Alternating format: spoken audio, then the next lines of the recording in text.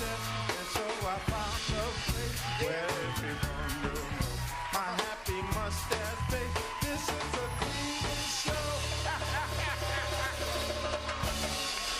Thank you so much. We love you. Please have a seat. Thank you. Thank you so much for coming back to our show. Thank you for inviting me. Oh, please. We could have you every night if we could. We love you so much. How was your Thanksgiving? It was great. It was Did you have lovely. a good one? Had a good one. Went down to my beloved friend Tom Sullivan and his wife and his guide dog.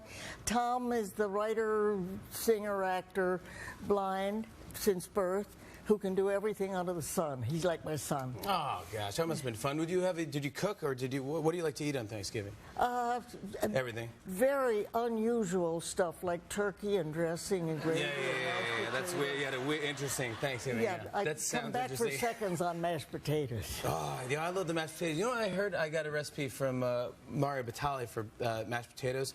10 pounds of potatoes. He said 5 pounds of butter. Sounds good to me. Yeah, I mean, that was pretty intense. You want to see it? No, guys.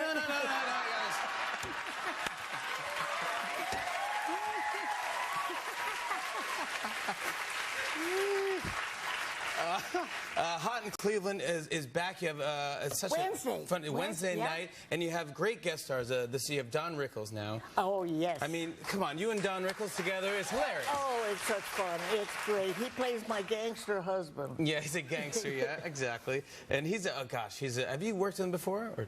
Oh, well, we've known each other for forever, years, yeah. Gosh, and we did a movie together. We did Dennis the Menace together. Oh, okay, yeah, very good. Oh, and he's just great to have. And I don't think we've ever said a civil word to each other, and we adore each other. I'd come on the set in the morning, and he wouldn't say hello, wouldn't do anything. He'd just start out with, "I hate animals." I love him, yeah, because he just knows how to push people's buttons the perfect way, and you can tell that he's just joking around. Speaking of you loving animals, look how cute this is. Come on. My life at the zoo. Now, I know you work so much. You work with the zoo and all that stuff, and it's such an interesting book because the zoos actually do so much good for animals. Well, that's what the whole book, the message of the book is, the good that people don't realize that major zoos do in the wild population. Because what they learn in zoos, they can apply to a small population of animals in the wild, and wild habitat is disappearing as we speak. But the pictures, I'm so thrilled with the pictures. That's Tad Motoyama, our zoo photographer, who does such incredible work. How do you even look at this? That's just amazing to see that. I mean, the whole book is just full of great stories and great. Look at these, just fun animals and just cute. It's just like howler monkeys there. It's just very cool, and it's still very funny as well, because here's the part of the book here that makes me laugh. It says, nearly the end, right? When you're nearly the end, that's nearly the end right there.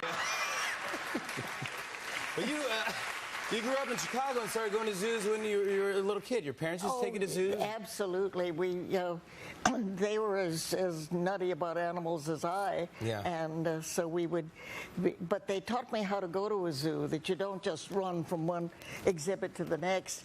You sit there and you just watch quietly for a while till you begin to see the animals interact, and that's when zoos are wonderfully, and you learn something every day. I learned something from the book, and it's also like a very heartwarming book too. Just love seeing all these great pictures. It's just kind of amazing. I wanted to ask you, every time you're on the show, I ask you to play a game with me, if you don't mind. Oh, I'd love it. You ready? Yeah? Yeah. Can we play a game? I'd love to play. Oh, this is great. When we come back, Betty and I are playing Password, you guys. It's going to be super fun. Oh,